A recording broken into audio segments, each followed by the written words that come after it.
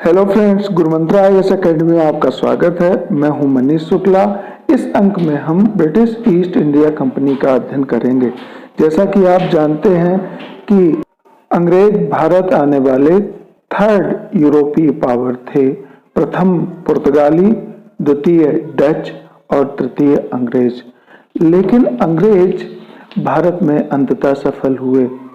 अंग्रेजों की भारत में सफलता का प्रथम कारण इंग्लैंड की द्वीपीय स्थिति होना था। इंग्लैंड द्वीप था। द्वीप होने के कारण नौसेना का विकास वहां स्वाभाविक हुआ था। उनकी नौसेना मतलब जल सेना अत्यधिक मजबूत थी और भारत के साथ सामुद्रिक व्यापार में जल सेना का सबसे बड़ा इम्पोर्टेंस था। इसलिए उन्होंने अन्य यूरोपीय पावर्स को पराजित कर दिया। दूसरा कारण इंग्लैंड में सामंतवाद का पतन हो गया था। पहले सामंतवादी लोग जो इंग्लैंड के थे, इंग्लैंड की गरीब जनता का शोषण किया करते थे। वहां सामंतवाद का पतन हो जाने के कारण वे सामंत अब भारत जैसे उपनिवेशों में अपना दूसरा शिकार शोषण करने के लिए ढूंढ रहे थे।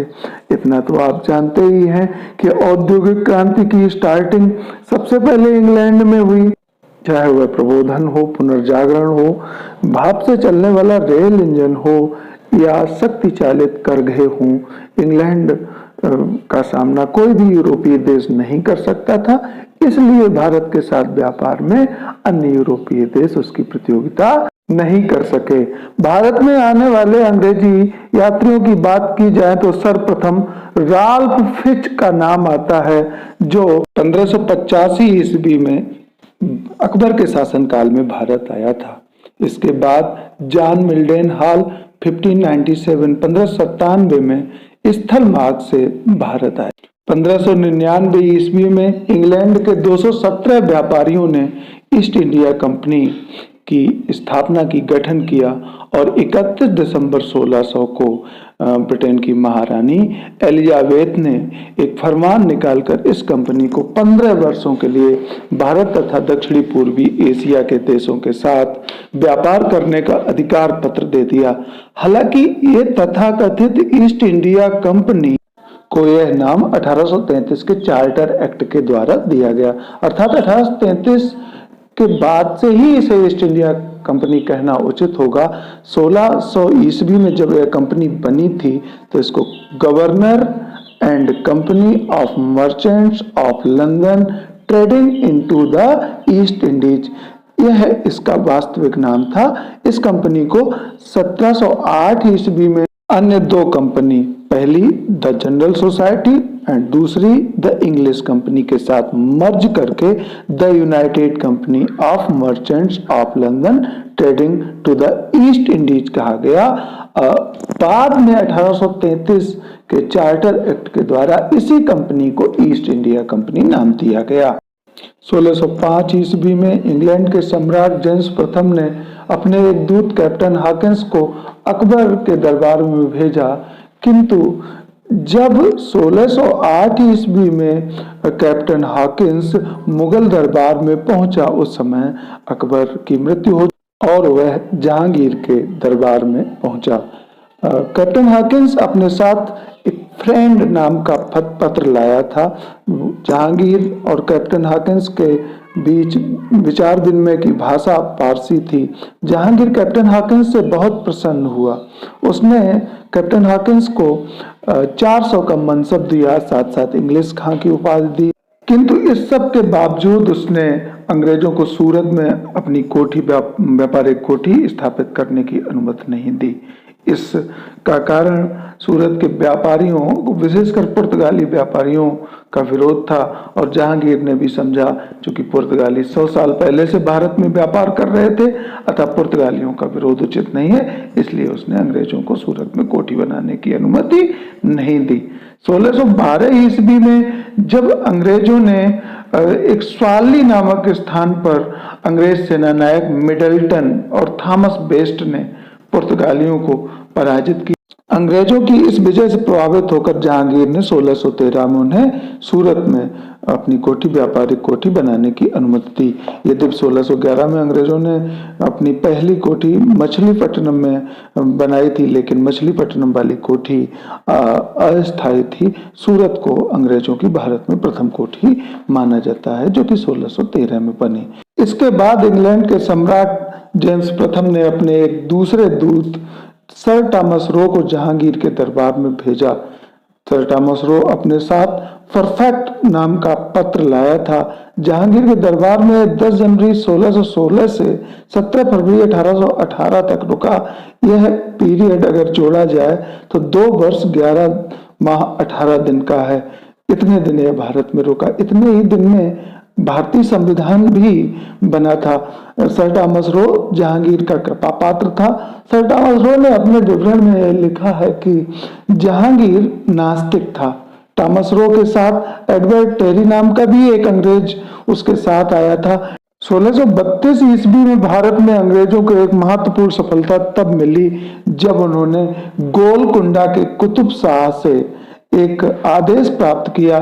इस आदेश के मुताबिक अंग्रेज गोलकुंडा राज्य के सभी बंदरगाहों का प्रयोग कर सकते हैं, किंतु बदले में उन्हें 500 गोल्डन पैगोडा का भुगतान गोलकुंडा के कुतुब शाह को करना पड़ेगा।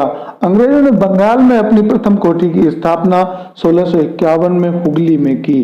इसी वर्ष गैब्रियल बोफंटन नाम के एक डॉक्टर के नेतृत्व में एक प्रतिनिधिमंडल बंगाल के सूबेदार शाह शुजा से मिलने गया।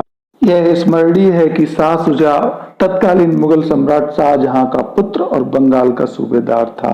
गैब्रियल बोफंटन ने शाह शुजा के हरम की एक स्त्री का इलाज किया, उसे ठीक कर दिया।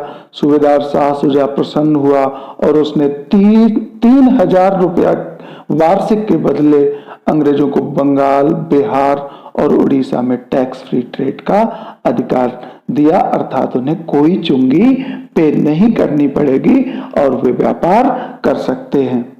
अब हम बात करेंगे भारत में अंग्रेजों द्वारा स्थापित की गई 3 महत्वपूर्ण बस्तियों की, जो बाद में प्रेसिडेंसी भी बनी। उसमें से प्रथम मद्रास, द्वितीय बंबई तथा तृतीय कलकत्ता। 1639 ईस्वी में फ्रांसिस डे नामक एक अंग्रेज ने चंद्रगिरी के राजा से मद्रास को पट्टे पर लिया था। पट्टे पर लेने का मतलब लीज पर लिया था। फ्रांसिस डे ने उस स्थान पर एक किला बनवाया। बाद में वह किला सेंट फोर्ट जॉर्ज के नाम से जाना जाता है। परीक्षाओं में प्रश्न इस प्रकार से पूछा जा सकता है कि सेंट फोर्ट जॉर्ज का किला कहाँ स्थित है? आपका उत्तर होगा मद्रास। दूसरा प्रश्न ऐसे भी पूछ सकते हैं कि मद्रास का संस्थापक किसे कहा जाता है? Francis day. बंबई साल सेट द्वीप पर स्थित है।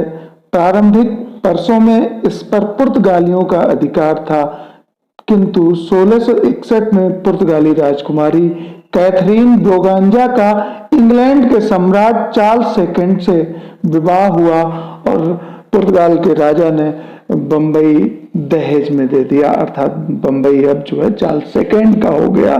चार्ल्स सेकंड को 1661 में बंबई मिला। वह क्या करता हो तो लंदन का रहने वाला था, अतः उसने 1668 ईस्वी में बंबई का यह शहर ब्रिटिश ईस्ट इंडिया कंपनी को केवल 10 पाउंड वार्षिक किराए पर दे दिया।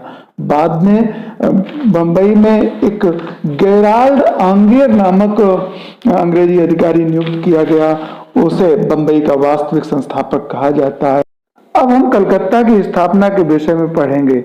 स्मरणीय है कि कलकत्ता के निकट सूतानाती में 1690 ईस्वी में अंग्रेजों ने अपनी एक व्यापारिक कोठी बनाई थी, किंतु इसी समय बर्धमान, जो कि पश्चिम बंगाल में है, के सूबेदार शोभा सिंह ने मुगलों के खिलाफ विद्रोह कर दिया। इसलिए अंग्रेजों को सूतानाती की अपनी कोठी की किलेबंदी मतलब फोर्टिफिकेशन करने का मौका मिल गया। बाद में 1696 ईस्वी में अंग्रेजों ने बंगाल के सूबेदार अजीम उस्सान से सूतानाती, कालीघाट और गोविंदपुर की जमींदारी के अधिकार 1200 रुपया देकर प्राप्त कर लिए।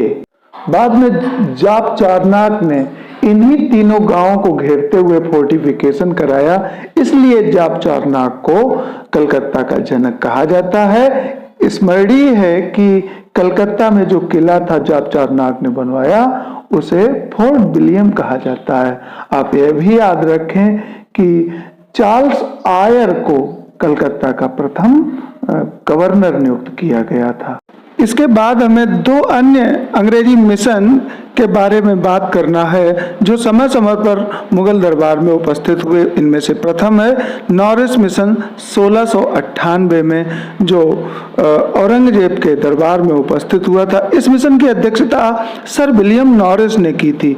औरंगजेब तो वैसे भी अंग्रेजों से चिढ़ता था। आप जानते होंगे कि 1688 ईस्वी में औरंगजेब ने अंग्रेजों को जजिया देने के लिए बाध्य किया था। अंततः इस मिशन को कोई सफलता नहीं मिली। 1715 ईस्वी में कलकत्ता के अंग्रेजों का एक प्रतिनिधिमंडल मुगल सम्राट फर्रुखसियर के दरबार में पहुंचा। इस प्रतिनिधिमंडल की अध्यक्षता सर जॉन सुरमन ने की थी। इस डेलीगेशन में मिस्टर हैमिल्टन नाम का एक सर्जन भी था तथा ख्वाजा सोहर्द नामक व्यक्ति ने दुभाषिए की भूमिका निभाई थी। चिकित्सक हैमिल्टन ने फर्रुखसियर को एक भयानक फोड़े से निजात दिलाई थी।